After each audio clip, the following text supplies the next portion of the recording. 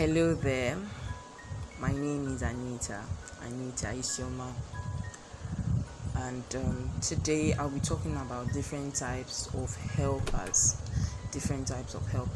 First of all, who is a helper?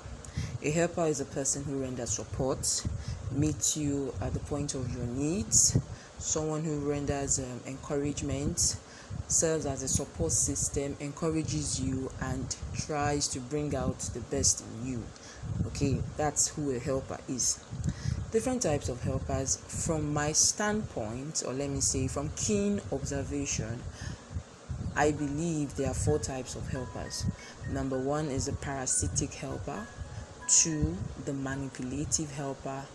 3, the unfriendly helper. And 4, the divine helper. Okay, I'm going to explain one after the other. Number 1 is a parasitic helper.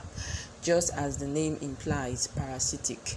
Okay, they don't give you breathing space. They act like parasites. This person could be a thorn in your flesh, even if they are helping you. Okay, such people could actually be pests.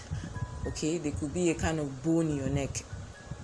All right, so the parasitic helpers, they help you. They could even be your friends. They could be people close to you. They're helping you, they're supporting you, but they don't give you breathing space. They don't respect your boundaries. They want to know everything about you. Even your secrets, your things that you're not supposed to even share with people. They want to know everything about you, and they are so cunning. They are so crafty that they make you to trust them. You trust them. And then you begin to tell them stuff, and most likely these parasitic helpers could actually be going behind you to tell people about your problems.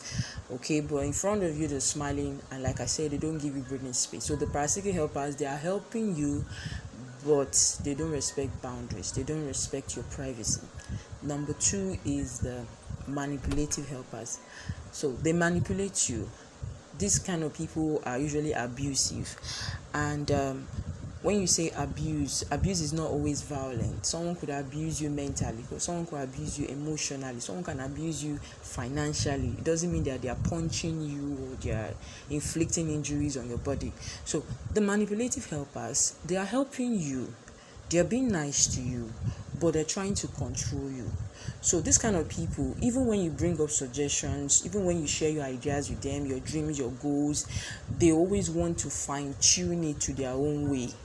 It's like a kind of do as I say kind of friendship or kind of relationship. Do as I say, it must be my way. So the manipulative helpers, they play on your intelligence, they play on your vulnerability.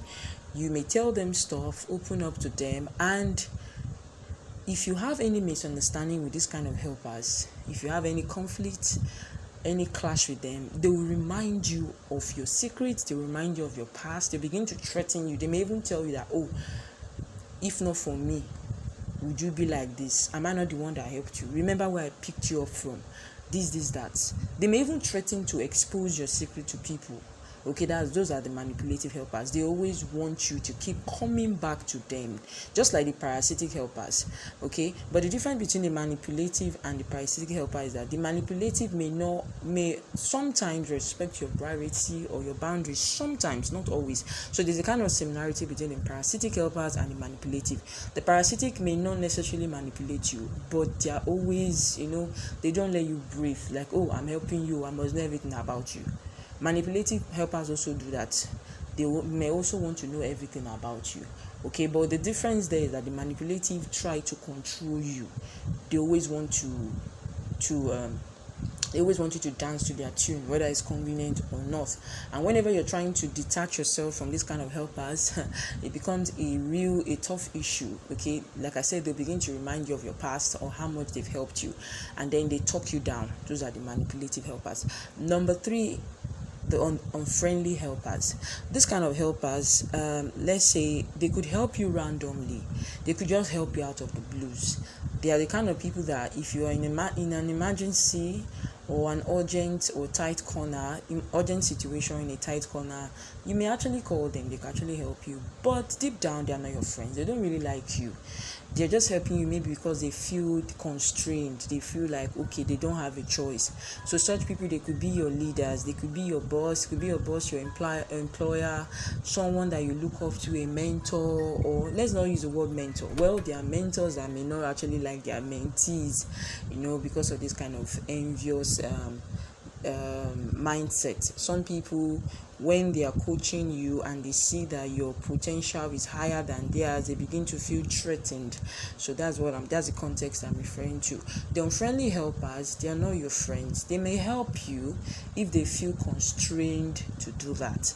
They may help you, but they are not really your friends. Okay, you can't really vouch for them. They may not actually speak well of you behind you, okay, but they can help you because they feel they're in that position. They're in a position where they can easily help people. So you are not an exception, but deep down they don't like you. Okay, and then the last is the divine helper. Okay, divine helpers, like the name suggests, they are God sent.